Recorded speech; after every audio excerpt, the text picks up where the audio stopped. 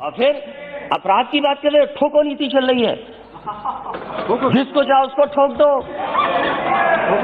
और कानून व्यवस्था की बात करोगे, महिलाओं की बात करोगे। मेरी माता जी बैठी हैं, महिलाओं पे बहुत चिंतित रहती हो।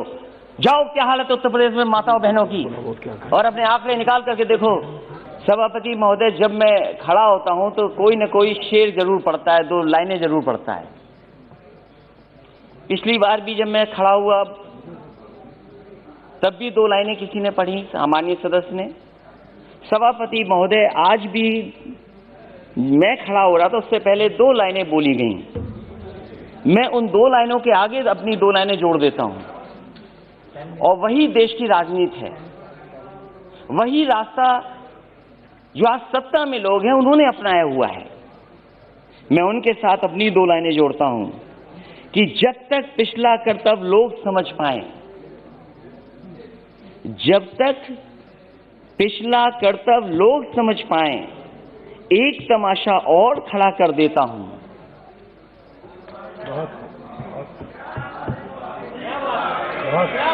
सभापति महोदय, ये जो हमारे सामने सत्ता में बैठे हैं वो समझ गए हैं, और बात मैं इसलिए भी कहता हूं, कल मैंने सुना कि एमएसपी था, एमएसपी है, एमएसपी रहेगा। ये केवल भाषण में है, जमीन पर नहीं है, किसान को नहीं मिल रहा। और अगर किसान को मिलना होता सभापति महोदय, तो दिल्ली घेर करके किसान ऐसे नहीं बैठता। और ये जो किसान बैठे हैं, मैं उनको बधाई देता हूं। इन किसानों ने न केवल 2, 3, 4 स्टेट बल्कि पूरे देश के किसानों को जगाने का काम किया। मैं जिस प्रदेश से आता हूं सभापति महोदय, मैं इनसे जानना चाहता हूं कि उस प्रदेश की जनता ने 2 बार इनकी सरकार बनवाई है। 2014 में भी समर्थन मिला जनता का, 2019 में भी समर्थन मिला। मैं इनसे जानना चाहता हूं कि राष्ट्रपति अभिभाषण बोल रहे हैं, क्या जिस डिस्ट्रिक्ट से महामहिम राष्ट्रपति जी आते हैं, क्या उस डिस्ट्रिक्ट में एमएसपी किसानों को मिला है धान का कि नहीं मिला है? और जो लोग जो ये कह रहे हैं कि एमएसपी था, एमएसपी है, एमएसपी रहेगा, मैं उनसे जानना चाहता हूं, माननीय सदस्य से पूछना चाहता हूं कि बताएं, जहां से वो चुन करके आते हैं उस जिले में किसानों को धान का एमएसपी मिला है कि नहीं मिला है?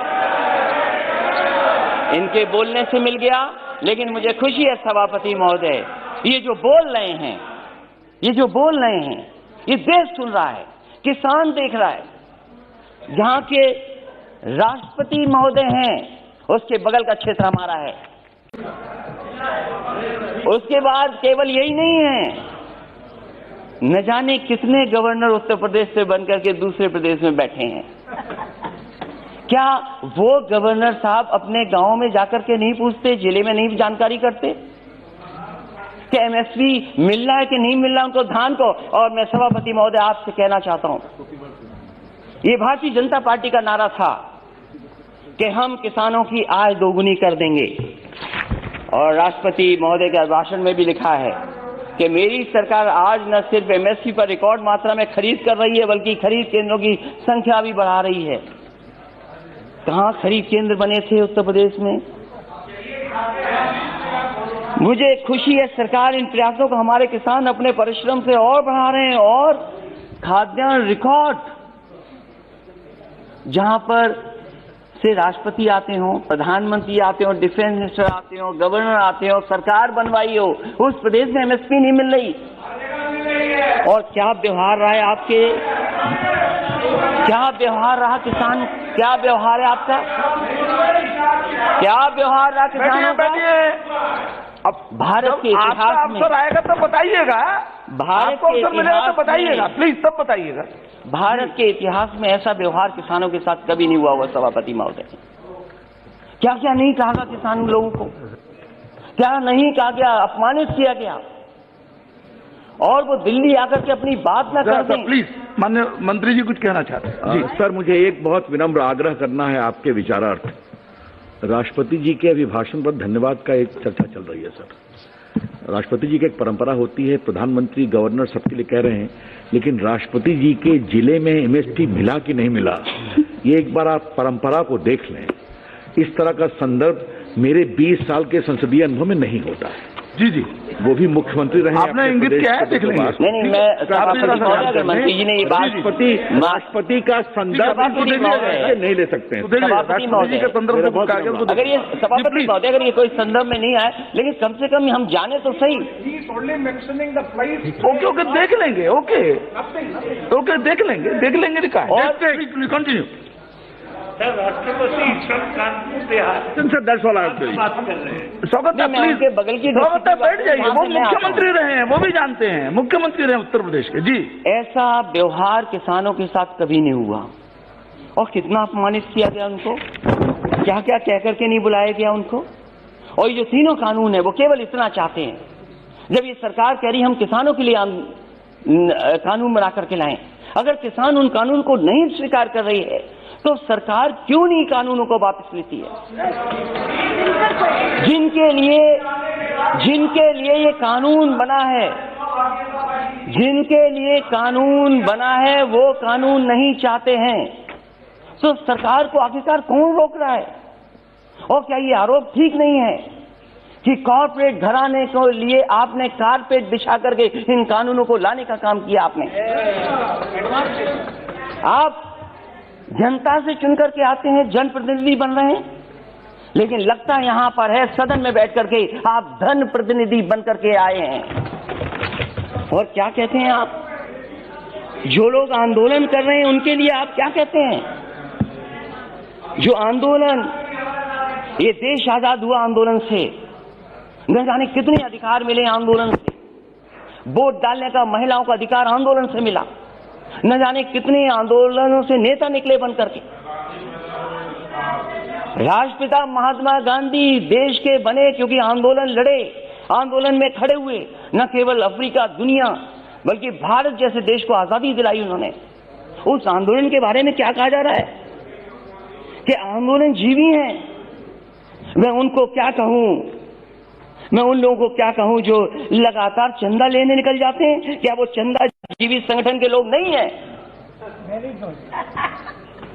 अगर वो हो सकते हैं जिनको आप आंदोलन जीवी बोल रहे हैं, तो आप भी तो चंदा लेने के लिए निकल पड़ते हैं, जब कहीं तब निकल जाते हैं आप। क्या आप चंदा जीवी नहीं है। और फिर आप कहते हो कि मंडी मॉडर्नाइज करेंगे, मंडी मॉडर्नाइज करेंगे, मंडी मॉडर्नाइज। अब बोलते रहिए आप। मैं सभापति महोदय मैं कहना चाहता हूं, मैंने पढ़ा कि हम मंडी को मॉडर्नाइज करेंगे, इंफ्रास्ट्रक्चर बनाएंगे। देश में सबसे बेहतरीन अगर एक्सप्रेस वे कहीं बना तो उत्तर प्रदेश में समाजवादी सरकार ने बनाया। और मैंने हमेशा कहा ये शहरों को जोड़ने के साथ साथ गांव को जोड़ता है। जहां शहरों की अर्थव्यवस्था को बेहतर करेगा, वहीं गांव की अर्थव्यवस्था को भी बेहतर बनाएगा। इसलिए उसके आसपास मैंने मंडियां बनाई। मैंने आलू की मंडी बनाई कन्नौज, फर्रुखाबाद, कानपुर देहात के आसपास के लोगों के लिए। एक मैनपुरी, इटावा और आसपास के लोगों के लिए अनाज की मंडी बनाई। अरे बाबा रामदेव जी से बहुत योगा सीखते हैं ये लोग। उन्हें भी मैंने 500 एकड़ जमीन दी एक मंडी बनाने के लिए। आम की मंडी बनाई। मैं इनसे जानना चाहता हूं, लाखों करोड़ों रुपए इन्होंने मंडियों के इंफ्रास्ट्रक्चर के लिए दिए थे, वो पैसा कहां चला गया। जितनी ईंट लगाई थी समाजवादी सरकार में, उससे आगे मंडियां नहीं बढ़ पाई, वहीं का वहीं काम रुका हुआ है। और फिर अभी प्रधानमंत्री जी गए थे। हमारा प्रदेश तो बहुत अच्छा प्रदेश है। अगर बड़ी चीज दिल्ली से बिके तो हमारे मुख्यमंत्री छोटी चीजें बेच देते हैं। समाजवादी सरकार में बना समाजवादी पूर्वांचल एक्सप्रेस वे जो बलिया गाजीपुर को जोड़ता है और आगे बिहार से लेकर के आगे लोगों को मदद करेगा। अलाइनमेंट समाजवादी सरकार का, लैंड एक्विजिशन समाजवादी सरकार की, और जो व्यवस्था दी थी मंडियों के लिए। मैं जानना चाहता हूं कि आखिरकार मंडियां क्यों नहीं बन रही, उसके किनारे क्यों नहीं मंडियां बन रही। और जहां तक मंडियां क्यों नहीं बन रही, गाजीपुर में मंडी बननी थी, आजमगढ़ में मंडी बननी थी, सुल्तानपुर मंडी बननी थी, और जहां तक अपराध की बात कर रहे हैं सभापति महोदय, देश का पहला मुख्यमंत्री होगा जिसने अपने मुकदमे वापस ले लिए। मुझे बताए कोई मुख्यमंत्री जिसने वापस लिए हो मुकदमे अपने। और फिर अपराध की बात कर रहे हो, ठोको नीति चल रही है, जिसको जाओ उसको ठोक दो। और कानून व्यवस्था की बात करोगे, महिलाओं की बात करोगे, मेरी माता जी बैठी हैं, महिलाओं पे बहुत चिंतित रहती हो। जाओ क्या हालत है उत्तर प्रदेश में माताओं बहनों की, और अपने आंकड़े निकाल करके देखो क्या आंकड़े हैं। सबसे ज्यादा अपराध अगर कहीं हुआ है तो महिलाओं के साथ अपराध उत्तर प्रदेश में हो रहा है। तो इसलिए सभापति महोदय मैं कहना चाहता हूँ, राष्ट्रपति जी के विभाजन पर बोलिए ना। सभापति महोदय दूध की भी बात हुई, दूध की बात हुई, बैठिए कुछ।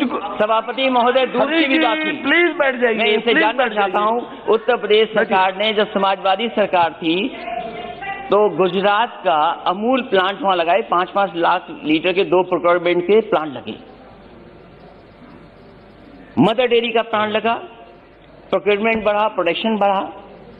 4 साल गुजर गए, एक नया प्लांट मिल का नहीं लग पाया।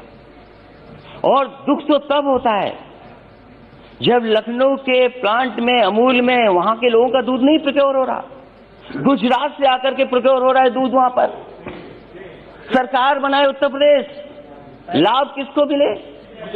इसलिए सभापति महोदय, समय मेरे पास आपने कम दिया, मैं धन्यवाद देता हूं, लेकिन मेरी यही गुजारिश है कि जहां किसान की जान चली गई है, मैं श्रद्धांजलि देता हूं, उनके परिवार के लोगों को नौकरी मिले। ये ऐसा दुर्भाग्य है जहां किसान अन्नदाता हमारा बैठा और सरकार नहीं सुन रही। और अहंकार तो बड़े बड़ों का नहीं बचा। ये वो किसान हैं जो कीले उखाड़ देते हैं, पेड़ उखाड़ देते हैं, बंजर जमीन को ठीक कर देते हैं। और समय आएगा सभापति महोदय, इस सरकार पे भी पटेला चलेगा। बहुत बहुत धन्यवाद।